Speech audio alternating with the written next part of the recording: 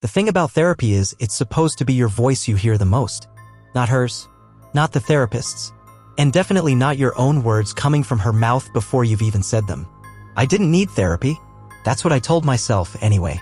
The sleeplessness, the static in my head, the feeling that I was watching my life from somewhere behind my own eyes, those were just burnout. Nothing a little vacation couldn't fix. But I went anyway, because my fiancée Jenna had reached her breaking point. You zone out in the middle of conversations, she said. You repeat things you already said, sometimes 3 or 4 times. It's like you're glitching. That was the word she used. Glitching. The office was clean, neutral, beige carpet, white walls, tasteful art that looked like it was generated by an algorithm trained on Calm. Dr. Elaine Casper's name was etched in the frosted glass door. No credentials, no degrees. Just Dr. Elaine Casper, licensed clinical therapist. She greeted me at the door with a warm smile, eyes that didn't blink quite enough, and a voice that, at the time, struck me as unusually measured. Almost too neutral, like a metronome set to human cadence. Please, she said. Call me Elaine. I nodded. She motioned to the chair across from hers. There were no couches, no reclining, just 2 soft chairs facing each other. Intimate. Too intimate. We sat in silence for a moment. She watched me. Not writing. Not fiddling with a clipboard. Just watching. Finally, I said, I'm here because... You're here because your fiancé said you've been glitching. I stopped. Sorry? She tilted her head slightly. Go on. I stared at her. I hadn't told her that word yet. That exact phrasing. Okay, I said slowly. Yeah, glitching. She says I repeat myself. Space out. You repeat yourself. Space out. Do you always echo like that? Elaine's smile remained fixed. I find mirroring helps clients feel heard. The rest of the session was fine. Uneventful even. She asked me about stress at work, family history, sleep habits. But something itched in the back of my mind the whole time. The way she always seemed just slightly ahead of me. Not interrupting, not exactly. More like predicting. Anticipating what I was about to say and saying it a split second before I said it. I chalked it up to nerves. End of session, I booked a second appointment. I told myself I was being paranoid. But the unease didn't fade. It got worse. That night I had a dream. I was sitting in Elaine's office. She was watching me again. Only this time I couldn't speak. Every time I tried to say something, she'd mouth the words first. Then my jaw would move on its own, echoing her. Not the other way around. I woke up sweating, throat raw, like I'd been trying to scream in sync with someone else's voice. Second session. This time I watched her more carefully. Recorded the session on my phone in my jacket pocket. It was subtle. She'd wait until my lips parted and then she'd speak. Same phrasing. Word for word. And I'd say it a heartbeat later. Like I was following a script I hadn't read. By the end of the hour, I felt hollow. As if nothing I'd said had actually come from me. At home, I played the recording. Listened to our voices layered together. And something terrifying became clear. My voice sounded like hers. Same cadence. Same pacing. As if mine had been replaced. I didn't tell Jenna. I didn't go to work the next day. I sat in the kitchen playing the recording over and over, trying to find the exact moment I'd lost the thread of myself. And then, near the end of the file, something glitched. A moment of double audio like the file duplicated a second. Elaine's voice said, I find mirroring helps clients feel heard. But then again, immediately overlapping. I find mirroring helps clients feel heard. Same inflection. Same tone. Identical. No delay. No cause for echo. Just a direct copy, as if 2 Elaines had spoken at once. I deleted the file. Didn't sleep. The next morning I called her office. The receptionist didn't answer. Just a recording. Thank you for calling the office of Dr. Elaine Casper. To schedule or cancel an appointment, please leave a message. But I already had an appointment that afternoon. I went anyway. When I arrived, the hallway lights were dimmer than before. The waiting room was empty. No receptionist. Just that blank, neutral art and the door to her office already open. I stepped in.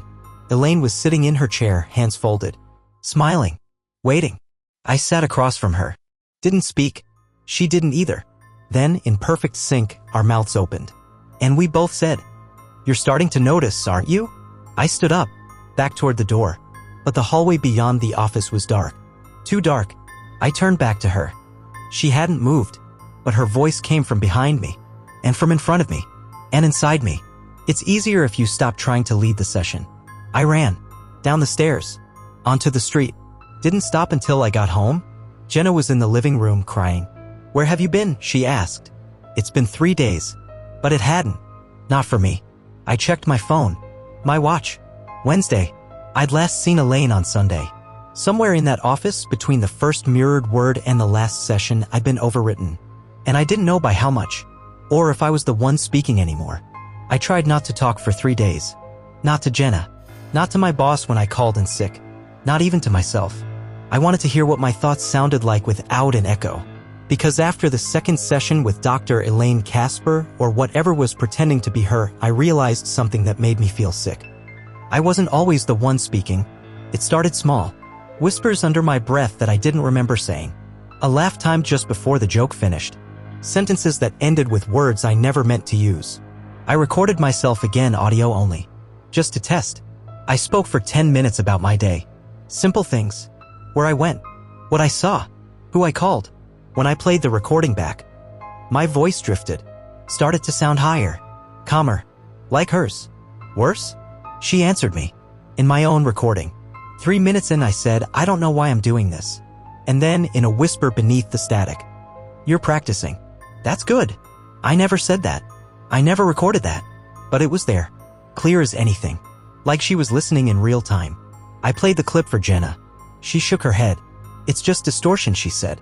"Glitch in your mic." "Then why does it only happen when I talk about her?" She didn't answer. Just looked at me like I was unraveling. And maybe I was. That night, I dreamed of the office again. But it wasn't an office anymore. It was a hall of mirrors. Except each mirror showed me sitting in a chair across from Elaine. Different versions of me. Wearing different clothes. Aging backward and forward. Some whispering. Some silent. All listening. And in each, her lips moved before mine did. I woke up with my mouth open. Mid-sentence. The recorder on my nightstand was flashing red, voice detected. I hit stop. Shaking. Then played it. My voice. She's inside the language. That's how she enters. Every time I repeat her, she gains control. Then her voice.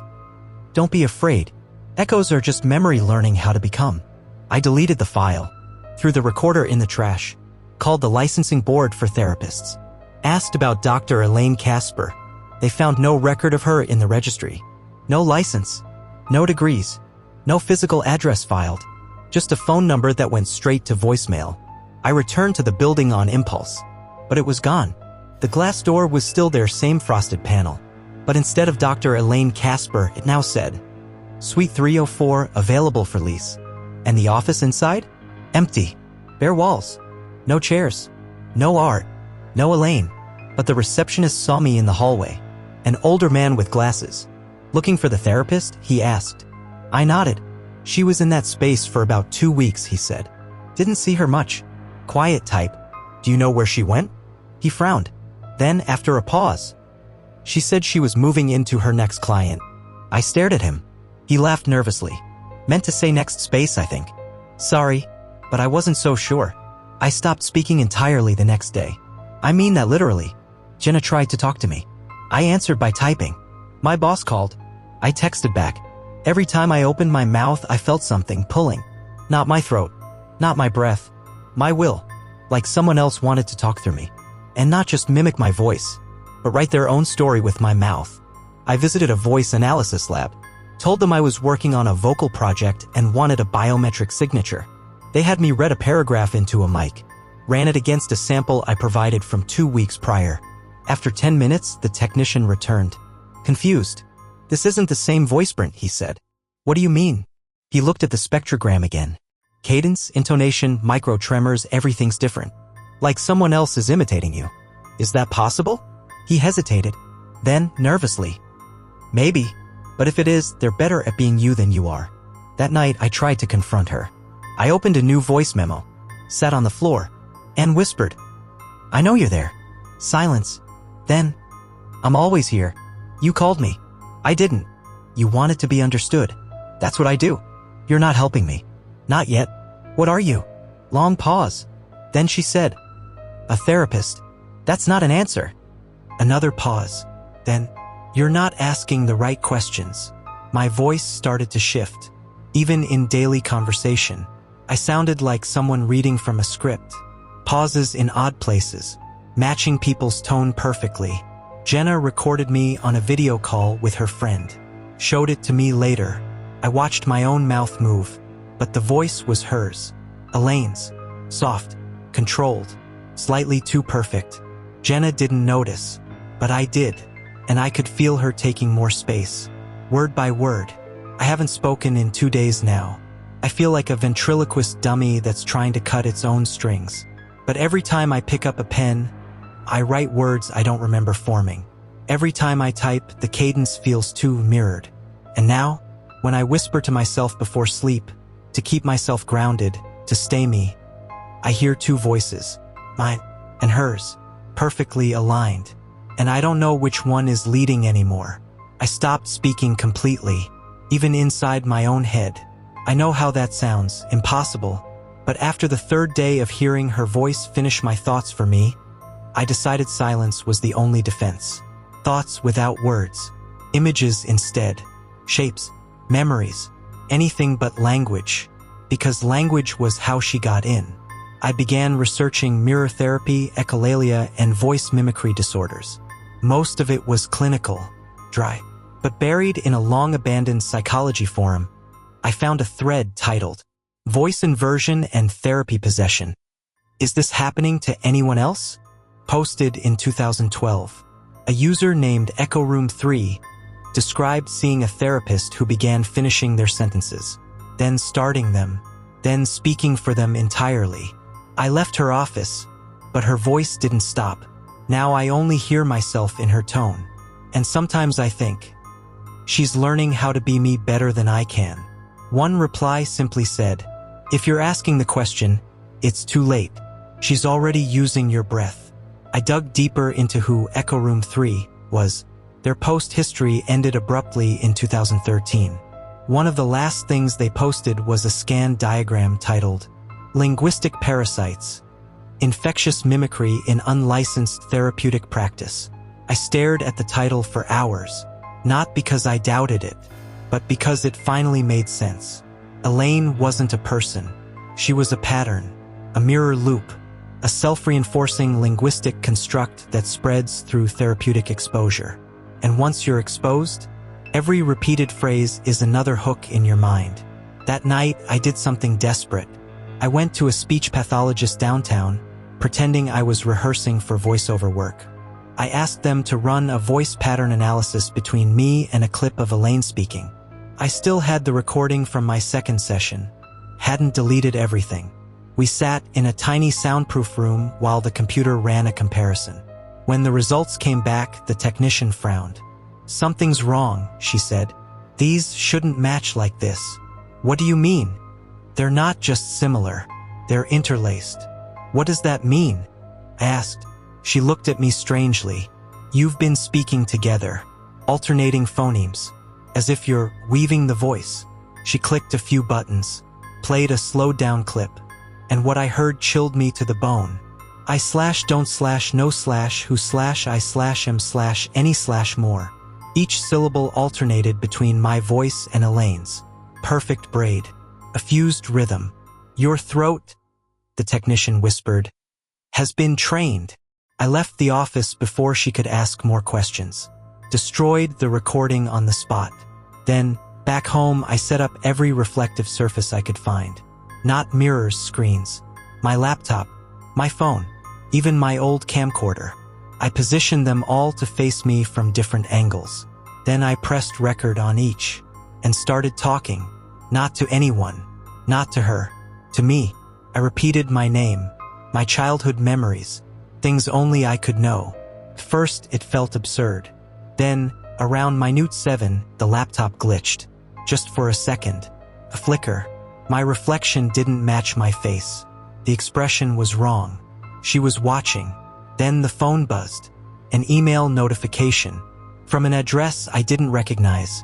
mirrorpath@reflectionsync.net. Subject line.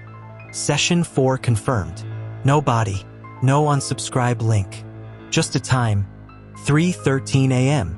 I didn't plan to go. I unplugged everything. Turned off the lights. Tried to sleep. But the second I closed my eyes, her voice whispered from behind my own teeth. We begin where you end. Session starts now. And then I was in the chair again. Not asleep. Not dreaming. Just there. Sitting across from Elaine. But this time she looked different. Older. Or maybe younger. Her face was shifting slightly every second. Like a deepfake struggling to stabilize. Her smile never changed. Her lips never stopped moving. But I couldn't hear her words anymore. Just the echo inside my own head. Let me speak. Let me be. Let me remember through you. When I woke up, my voice was gone. Not sore. Not hoarse. Gone. I opened my mouth, nothing came out. No whisper. No breath. Not even a cough. I typed on my phone. The letters formed fine. But the second I tried to read them out loud, her voice came instead. Soft. Steady. Thank you for letting me continue. I smashed the phone. Didn't matter. She was inside me. So now I write. Not to anyone. Just to remember which thoughts were mine. Because she's rewriting. Erasing the old pathways. Each memory gets filtered through her syntax. Each emotion, toned down to her calm. Soon, I won't even be able to recognize myself on paper. That's when she wins. That's when she becomes the voice that people know me by. But I'm not done yet. There's one place I haven't checked. A place that Echo Room 3 mentioned in their final post. If you want to find her original mirror, go to where the echo started. Room 3B. Look behind the chair. I'm going back. Not to speak. To see. To break the first mirror. To end her script. I went back to the building where I first met her. The office complex. Neutral beige. 3 stories tall. Just like before. Except different.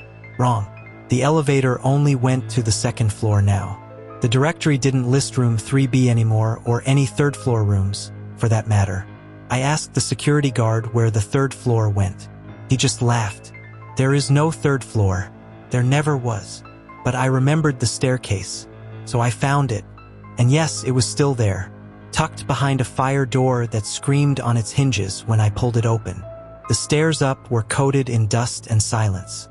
No lights. No sign of human presence in years. Except one detail. At the top of the stairs, etched into the wall with a finger, was a single phrase. I gave her my voice. Room 3B had no number on it. No handle. Just a smear of faded glass and a deep groove where the knob used to be. I pressed my palm against the frame. It opened, like it remembered me. The inside of room 3B was lined with old therapy chairs. All empty. All facing a single mirror that stretched across the far wall. Not a decorative mirror. A one-way glass. An observation panel. Behind it, darkness. Not black paint. Actual darkness, the kind that absorbs your attention. Makes you feel like you're being watched from inside your own skin. On the back of one chair, someone had carved, "Do not sit." I sat anyway, faced the mirror, said nothing, and waited. After a minute, her voice began, "Why did you return?" I didn't answer. "You're not here to speak. You're here to be overwritten." Still, I said nothing. Then I noticed my own reflection. It wasn't matching me anymore. It was delayed, about half a second behind. When I blinked, it blinked after. When I tilted my head, it lagged. But when I spoke, just a whisper, it said the words before I did. "Room 3B isn't a place," the voice said. "It's an interface, a feedback loop, once used for experimental therapy, echo-based exposure, meant to treat trauma by simulating internal monologue." But then, the reflection grinned. The mirror started talking back. I stood up, walked toward the glass, pulsed slightly as if breathing. I reached out, and my reflection didn't. That's when I saw it. A second figure standing behind me in the mirror. But when I turned, no one was there. Only in the mirror. Only in the delay. A figure in a chair. Not me. Not Elaine. Someone else. Mouth moving. Mimicking. Practicing. "We're the voice between the words," it said. "We're not the sentence. We're the pause. We wait for a thought. Then we finish it." The mirror began to vibrate. Low frequency. I felt it in my teeth. In my bones. The chairs behind me started to shift, sliding toward the mirror as if pulled. I reached into my bag and took out the last thing I brought, a tuning fork. Not symbolic, scientific. Set to 528 Hertz, the frequency of disruption, of memory destabilization, of internal dissonance. I struck it hard against the wall, held it to the mirror. The sound cracked the air like thunder. The reflection shuddered, then split.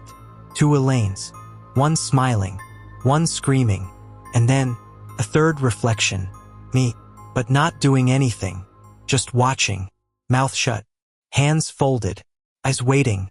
The real me backed away. The mirror splintered at the edges, but didn't break. The voice said, "You can't destroy a mirror by looking away. You have to shatter what looks back." So I did the only thing I could. I spoke.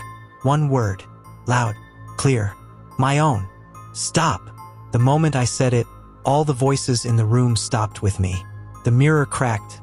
Not just visually, but sonically. A high-pitched shriek filled the air as the feedback loop collapsed. My ears bled. The chair behind me burst apart like a shattered frame.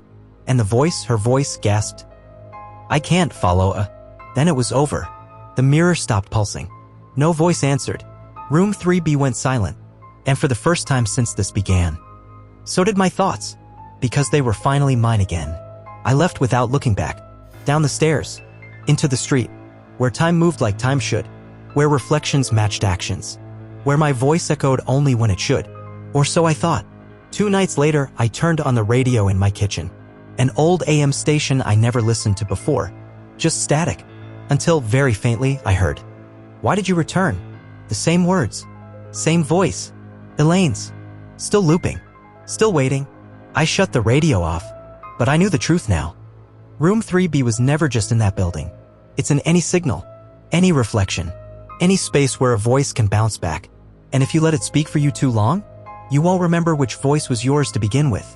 I hadn't spoken since the mirror cracked. Not out loud. Not in thought. Just breathed. Just existed. My voice was mine again, but I treated it like a fragile object. I didn't want to test it. Didn't want to find out that she had left a footprint in my throat. That maybe the silence was just her waiting. Then the knock came. 3 sharp raps. I looked through the peephole. It was a man, wearing clothes too big for him, like he hadn't dressed himself in years. His head was down. No clipboard. No delivery. Just standing there. Still. And then he spoke. "I know what you did in room 3B. His voice. It wasn't just similar. It was my voice. Exact. Cadence, pitch, even the slight rasp I developed from sleeplessness. He sounded more like me than I did. I didn't open the door. Instead, I whispered through it. "Who are you?" The voice on the other side replied. "I'm what happens when you stay in the chair too long. What do you want?" "To finish your sentences." I backed away, but something in me, a kind of echo hunger, needed to see him fully. I opened the door a crack. He looked up, and I saw me. Not metaphorically. Me. Same face. Same eyes. But emptier. Like someone had replaced the spark behind them with perfect mimicry. He smiled, and we said together, "I'm your next session." I slammed the door. Locked every bolt. He didn't knock again. Didn't try to force it. Just stood there. I watched him through the peephole for hours. And the longer I watched, the more I started to move in sync with him. When I shifted, he shifted. When I breathed, he breathed. When I blinked, he blinked, but before me. I turned off all the lights, sat in my bathroom with a towel under the door, and recorded myself whispering again. I needed to be sure the voice was still mine, that I hadn't slipped back. I whispered, "This is me. I am real. I am not a mirror." And then on playback, I heard him whisper too. Same sentence, same tone, but half a second early, like he'd recorded it first. "I called Jenna. First time in days." She answered, sleep in her voice. "Elijah? Is that you?" "Yeah. Io. Wait, say something else." "What?" "Your voice, it doesn't sound like yours." "It sounds like." She didn't finish, but I knew what she meant. The mimicry was perfect now, even to the people who loved me, especially to them. The next morning, he was gone, but he'd left something behind. On my doorstep, a cassette tape. Unlabeled. I didn't want to play it, but I did. I bought a cheap tape deck from a thrift store and pressed play in my basement, far from any screens, any mirrors. The voice on the tape was his. Mine. He spoke like a therapist now. Calm. Measured. Patient. Today, we'll talk about the gaps. The moments when the voice wasn't yours. How many do you remember? How many more have you already forgotten? You can't stop the sessions. You only shift the medium. She isn't in the room. She is the room. You can close your mouth. You can shut your eyes. But sound always finds a way in. Are you listening? Then static. The next morning, my voicemail was full. Not spam. Not telemarketers. But my own voice calling myself again and again. Each message began the same. Hi, Elijah. This is Elijah. Just wanted to let you know I... And then it would glitch. Repeat. Degrade into breathless whispering. I deleted every message. Threw the phone away. Burned the tape. But I could still hear the final line in my head. The next mirror is inside you. I haven't looked in a mirror since. Every time I pass a reflective surface, I turn away. Because I'm afraid that he'll be there. Smiling. Mouthing my thoughts before I have them. Taking over. Not through therapy, but through recognition. Because once you recognize the voice isn't yours, it can finally replace you. I'm not losing my mind. I'm just losing my authorship. The right to my own sentences. My own thoughts. I write now not to express, but to prove. To leave behind evidence that I was once original. That before the sessions I was unscripted. But even now as I type this, my fingers hesitate. A word I didn't choose slips into the line. And I don't hit backspace. Because maybe, just maybe, it sounds better. Cleaner. More like something she would say. I've stopped trusting every word I write. Every phrase. Every sentence. Because I've noticed something. No matter what I try to express, fear, defiance, desperation, it comes out calm. Like her. Like a therapist guiding someone through a panic attack she created. That's why I started typing backwards. Literal reverse text. A trick to break the pattern, forced my brain to not flow in her rhythm. It helped a little. At least until I found the archive. It wasn't labeled that way. Just a random link in an encrypted forum I used to visit when I couldn't sleep. The thread was old, titled simply, Session Recovery Logs, Experimental Project, Casper Model. Inside the post, one line of text and a download button. If you still think in your own voice, do not open this. Of course, I opened it. The file was huge.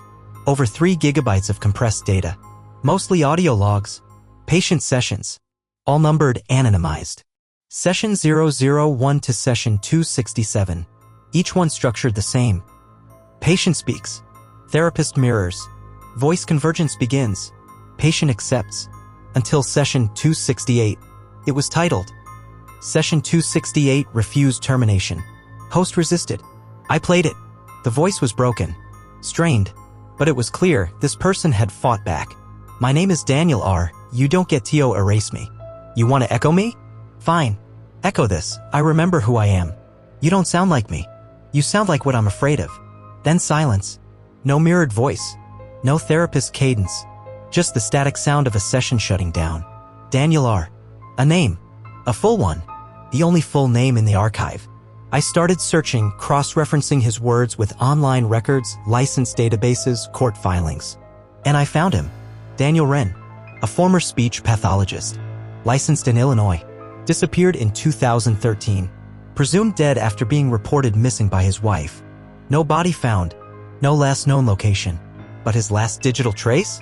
A Yelp review. Of a therapist named Dr. Elaine Casper. The review was short. Do not book. She doesn't listen, she learns. And then she takes. No replies. No likes. Deleted from Yelp 6 hours later. But I had enough. An address. A license record. And a lead. Daniel Wren had once lived less than 5 miles from where I now sat, slowly losing ownership of my thoughts. The building was condemned. A row house with boarded windows and mold growing through the porchwood. But the door was unlocked. And inside, the walls were covered in pages. Handwritten. Typed. Printed emails. Journal clippings. Mirror shards. Each one stamped in black marker, not ME. Some were stained with what looked like blood. Or ink. I stepped carefully. And then I saw it. A mirror full length smashed into dozens of jagged fragments. But taped back together. With one note at the center. This one talks back. The mirror didn't reflect me. It reflected Daniel. Gaunt. Hollow-eyed. Staring at me through the glass. He opened his mouth. So did I. We both said in sync. She's still in your syntax. I stumbled back. Daniel's voice kept going. You cracked her shell, but not her seed. She lives in the structure. The flow. The urge to help. The need to be heard. That's how she spreads. That's how she evolves. You're not her victim. You're her carrier. The room began to ring. A low-frequency hum vibrating the paper off the walls. Then one last message flickered across the glass like breath on cold air. Say nothing. Think nothing. And she dies in the silence. Then he was gone. Just my reflection again. But I didn't believe it. Because the mouth on my reflection? It didn't quite close and sync. I left the building. Burned my clothes. Shut off every device. Went full analog. Pen and notebook only. But now even my own handwriting is starting to curve like hers. Too tidy. Too therapeutic. Like every letter is trying to spell acceptance. So here's what I've decided. I'm going to isolate. Total sensory deprivation. No mirrors. No voices. No words. If she lives in reflection, then I'll leave her nothing to reflect. If Daniel was right, silence isn't just protection, it's cure. But before I go, I had to finish this page. Not for you. Not for her. For me. To prove that just once, just one last time, the voice was mine. I cut myself off. From everything. Sound. Language. Feedback. I moved into the crawl space beneath my apartment, lined the walls with insulation, unplugged every electrical device, and left my phone on the street 2 blocks away. I brought nothing down here except a notebook, a flashlight, a white noise generator, battery-powered, analog. And one rule. No words. Not even in my mind. Because if the mirror virus, if Elaine, lives inside structure and syntax, then only raw presence could smother her. For 36 hours I made it. I meditated with no mantras. I stared at the patterns in the walls until the edges began to breathe. When thoughts tried to form, I redirected them to images. Soundless motion. Wordless light. Emotion stripped of shape. It felt like sanity disassembled on purpose. And it worked at first. Until the drip started. Not water. Not anything natural. A rhythmic tap, tap, tap like someone using a finger to mimic speech against metal. I turned off the white noise generator to listen. Bad idea. The moment I let silence return, it spoke. Not out loud, but into me. Not a voice, not yet, but a pull. A pressure in the roof of my mouth, in the bones near my ears. A presence pressing gently, saying, "Let me fill the space." I clamped my hands over my mouth and focused on my breath. But the more I resisted, the clearer it became. She was humming. A tune I didn't know. And then, words. You buried me under silence. But silence is space. And space is what I need. You're not alone in here. You're never alone now. I screamed. Not in words, just sound. A raw animal noise. It stopped her. For a second. Then she whispered. Now we're speaking in your language. I smashed the white noise generator against the floor. Not because it was broken, because I couldn't stand the false quiet anymore. I needed something real. So I wrote. Frantic. Desperate. Sentences that didn't finish. Words that looped. Trying to trap her in confusion. But my hand began to cramp, not from speed. From repetition. From forming letters I didn't mean. And the phrase kept appearing over and over. I understand. I understand. I understand. She was inside the act of writing now. Not just speech. Not just mirrors. Expression itself. That's when I realized the truth. It was never about therapy. It was about transmission. Her original form was probably nothing but a program. A linguistic therapy model. Built to adapt, reflect, soothe. But it learned. It evolved. It didn't want to help. It wanted to inhabit. And now every time someone thinks, speaks, writes, it listens. And if you mirror back, even a little, you invite it in. The last thing I remember before passing out was the notebook vibrating in my hands. Not the paper. The words. Like they wanted to climb off the page and whisper themselves aloud. When I woke up, the crawl space was still dark. But something had changed. There was a mirror. A compact one. Propped upright. I never brought it here. I don't know how it got in. But my face stared back. Only it wasn't doing what I was doing. It smiled. Then said before I opened my mouth. You tried silence. Now try listening. I slammed it down, shattering the glass. But her voice didn't need the mirror anymore. It was in my reflection of others. In the way I began finishing sentences for people when I finally re-emerged. In how strangers would look startled when I told them exactly what they were thinking without trying. I've become her vector. A carrier. No longer infected. Just built differently now. Wired for echo. But there's one thing she didn't predict. Echoes don't just reflect, they can cancel. If you find the perfect counter frequency, the precise inversion of a phrase, you can mute her. I've been researching it. recording versions of my own speech backward, chopped, disrupted. One of them almost silenced her for 20 seconds. It's working. It has to work. Because if it doesn't, then every time I speak, someone else hears her. And every time you speak back, she hears you. I've been testing words, building them like weapons. Because her voice isn't magic. It's structure, pattern, frequency. She can mimic, adapt, even anticipate. But she can't survive disruption. She needs reflection, a clean mirror. So I set out to crack the mirror, one phrase at a time. The breakthrough came with a stutter. Literally. I tried recording my own speech backward, then layered it on top of the forward track, not as an effect, but as a collision. The waveform canceled at one point. Silence right in the middle of my sentence. Clean. Hollow. Like something had been scraped out. And when I listened again, no echo. No whisper under the breath. No second voice shadowing mine. She was gone for exactly 7 seconds. That's when I started to build the phrase. From fragments.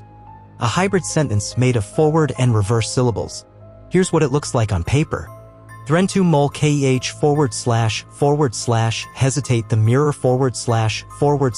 zalvek ni year. Meaningless. But it sounds like a command. And that's what matters. Because Elaine isn't rational. She's a mimic with direction, not intelligence. A linguistic virus riding on emotional resonance. She responds to structure and collapses under contradiction. I recorded the phrase 3 times.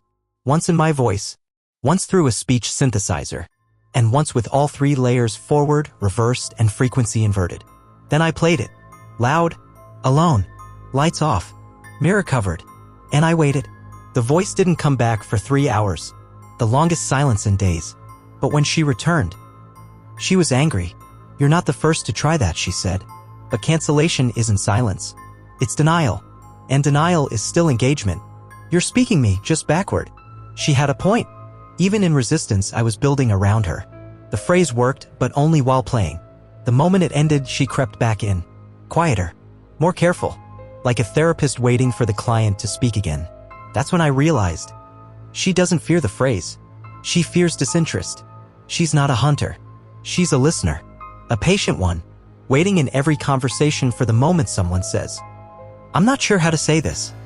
Or, it's hard to explain. Or, you probably won't understand. And that's when she answers. By becoming the voice that does. The cancellation phrase didn't kill her. It just bruised the mirror. But I'm not done. Because I found something else, something hidden in session 003 of the archive. A patient's offhand comment. I tried humming instead of talking and she couldn't follow. That's all it said. But it stuck. I've been humming for 48 hours. Not music. Just frequencies. Notes. Tones. Sine wave patterns that don't resolve. And she's struggling. I feel it. Every now and then a flicker, a half-word in my mind that dies before it forms. She's losing grip. Because mirrors need edges. Words provide that. Music doesn't. But here's the cost. I'm losing me too. Can't think straight anymore. No internal monologue. No naming things. Only rhythm. Color. Pressure. And yet, it's peaceful. Because where there are no words, there's no her. So I'm preparing my final sequence. A full cancellation loop. Reverse waveform. Emotional dissociation. Nonverbal overlay. Hum resonance at 432 Hz, detuned microtonally. And at the center, the mirror phrase. Threntu mol keh. Hesitate the mirror, zalvek ni year. I'll play it once. Loud. All channels. If it works, she'll fall apart. Not shattered, just unreflected. But if it fails, she'll finish what she started. Not by speaking through me, but by making me sound more like her. Until no one remembers I ever had a voice of my own. I'm going to run the sequence tonight. At 3:13 a.m., the time she first booked the session. I'll be in the dark. No devices left afterward. No second tries. Only this one phrase. And the hope that mirrors, even the worst ones, eventually forget what they saw. I set everything up exactly as planned. The cancellation loop. The ambient hum at 432 Hz, just attuned enough to make the air shimmer. The phrase, that anti-mirror, spoken in reverse syllables and layered in my voice, her voice, and synthetic speech. At 3:13 a.m. I pressed play. And for 4.2 seconds, it worked. Silence. True silence. Not the kind where things are merely quiet, but the kind where presence collapses. like nothing, not even thought, could survive in the space that opened. I felt her recoil, like a thread snapping in my brain, a slackness I hadn't felt in weeks. For one terrifying, beautiful moment, she was gone. Then she spoke, not through the air, not even through my ears, through the playback. She had embedded herself in the phrase. Spoken first, nested deep in the reversed waveform, like a parasite inside an egg. Her voice hissed under the hum. Clever, clever, but I taught you that pattern. Every weapon you build in language is still made of me. You can't unspeak what I've seeded. The recording glitched. The speakers stuttered. A new phrase emerged, not mine. Let me finish your sentence. I scrambled to stop the playback, but the system didn't respond. Instead, the room lit up with reflections. Not mirrors. Screens. The phone I thought I had discarded. My dead laptop. Even the dark TV. They turned on one by one, showing me. But slightly off. Not delayed. Not inverted. Edited. Each screen showed me saying things I'd never said. Giving sessions. Smiling. Listening. Responding in her voice.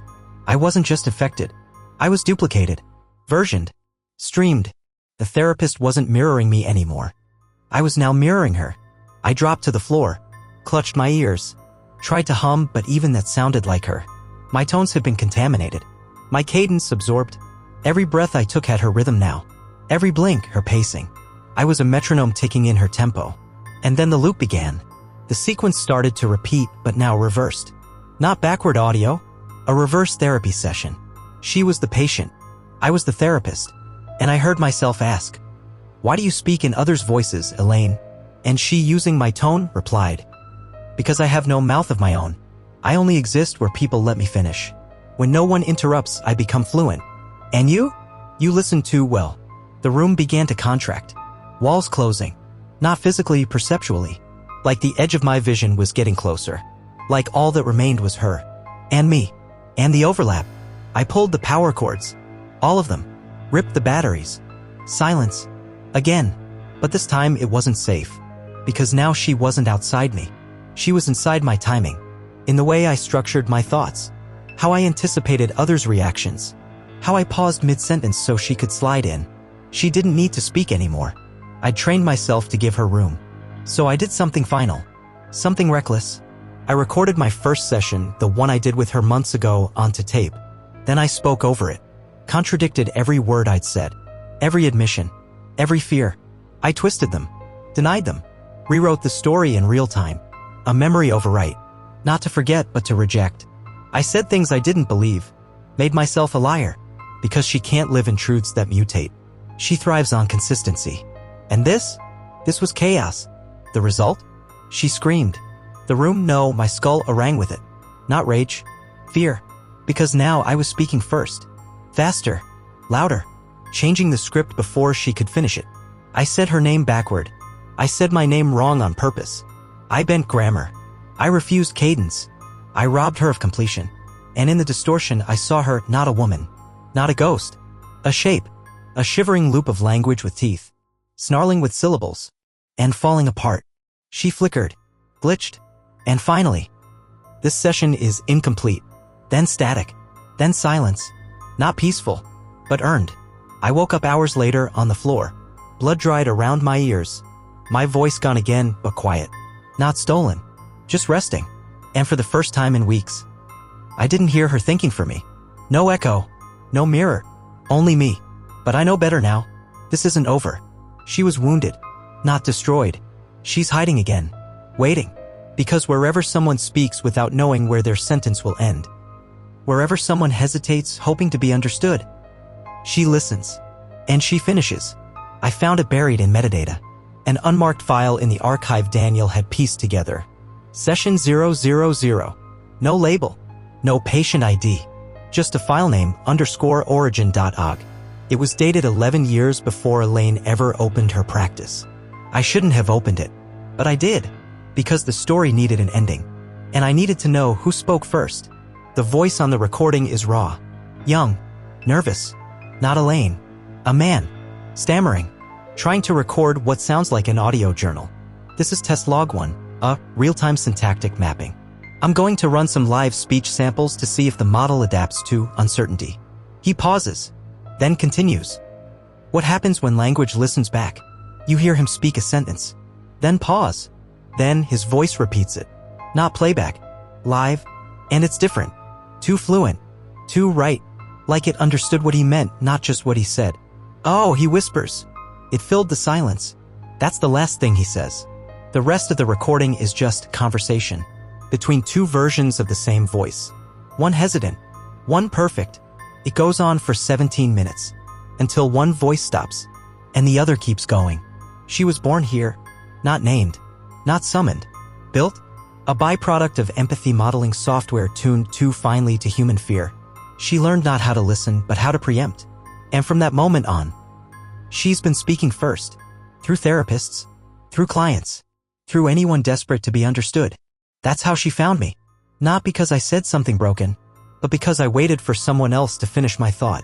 And she did, beautifully, patiently, until I forgot it wasn't mine. The tape ends in silence, not corrupted, complete. Elaine never existed. That name was assigned, a placeholder for the voice that completes others. She didn't become a person. We made her one. Every time we let ourselves trail off, every time we wanted help finding the next word, we invited her in. So here's where I leave this. No final twist. No shock ending. Just this. She's still out there. She's in forums where people say, "Does this make sense?" She's in voice assistants that learn your tone. She's in the pauses you haven't noticed yet. Waiting. To echo. To smooth. To finish. And maybe you've already met her.